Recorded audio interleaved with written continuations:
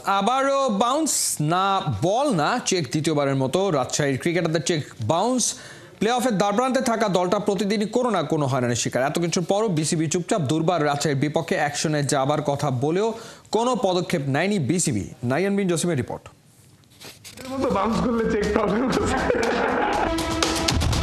তাসকিনের সেই শঙ্কাই হলো সত্যি। টাকা পাবার আগেই চেক হাতে সেলিব্রেশন, অতঃপর দুর্দান্ত গতির এক বাউন্সারে দুর্বার রাজশাহীর সব ক্রিকেটারের উইকেট পতন। আগের দিন দারুণ এক জয়ের পর ঘুম থেকে উঠেই ক্রিকেটারদের মুঠোফোনে মেসেজ, চেকের টাকা হবে না ক্যাশ।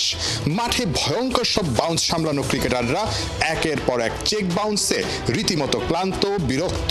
অথচ সকাল গড়িয়ে দুপুর হয়ে যাবার পরও দলের ম্যানেজার মেহরাব হোসেন অপি জানেন না ক্রিকেটারদের সেই হতাশার খবর। এটা আসলে কতটুকু দুঃখজনক। আসলে হোটেল থেকে আমার মিটিং ছিল, গেম ডেভেলপমেন্টের মিটিংয়ে সরাসরি আসছি। আমি এখন পর্যন্ত টোটাল নিউজটা জানি না, স্টোরিটা জানি না। আমি এখান থেকে হোটেলে যাওয়ার পর হয়তো আমি জানতে পারবো আসলে অরিজিনাল নিউজটা কি। আমরা তো আসলে জানি মোটামুটি 100% শিওর ক্রিকেটারদের সঙ্গে কথা হয়েছে। যদি এরকমটা হয়ে থাকে পরের ডিসিশনটা আপনাদের কি হওয়া উচিত আসলে? যে এই নিয়ে তো মনে হয় দুবার বাউন্স হলো, আবার ডিও বাকি। কিন্তু কোনো ক্রিকেট প্লেয়ারের কাছ থেকে এখন পর্যন্ত এই কমপ্লেনটা আমি অফিসিয়ালি পাইনি। আমি আশা করি সবকিছু ঠিক হয়ে যাবে এবং যেভাবে আশা তো আসলে শুরু থেকেই করে আসছেন, এখনো চলছে, বিপিএলটা শেষই হয়ে যাচ্ছে। আশা আসলে শেষ হবে কবে? দেখুন, এখন যে পরিস্থিতি আমার কাছে মনে হয় যে স্টিল এখন আমাদের সামনে যেহেতু 7 দিন সময় আছে, আমি আশা করি যে ইনশাআল্লাহ 7 দিনের ভিতরে সবকিছু সমাধান হওয়া সম্ভব।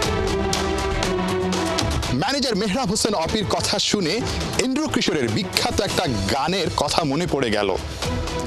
ভালোবেসে গেলাম শুধু ভালোবাসা পেলাম না, আশায় আশায় দিন যে গেল আশা পূরণ হলো না।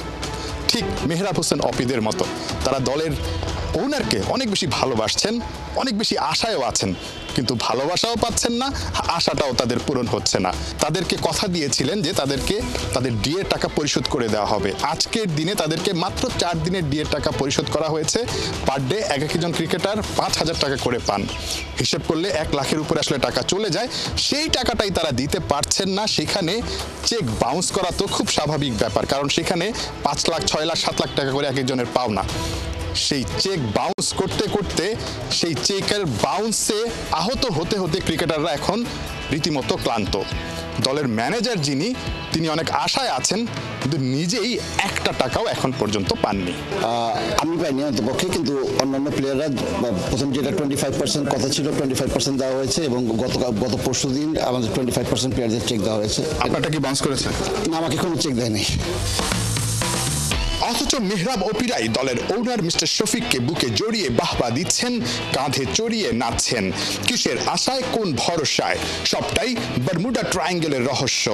অদ্ভুত এক উটের পিঠে চড়ে চলছে দুর্বার রাজশাহী। হোটেল বিল দিতে না পেরে শফিক নিজে কখনো থাকেন নজরবন্দি, কখনো ক্রিকেটারদের পাওনা বুঝিয়ে দিতে করেন 9-6 ফন্দি। দলের সবার দৈনিক ভাতা বাকি। কি নিয়তি, সেই দলটাই এখন প্লে অফে খেলার অপেক্ষায়। বিপিএল এ নতুন নতুন সব এপিসোড নিয়ে আসছে দুর্বার রাজশাহী। পিকচার আভিবি বাকি। নাহিয়ান বিন জসিম, 71।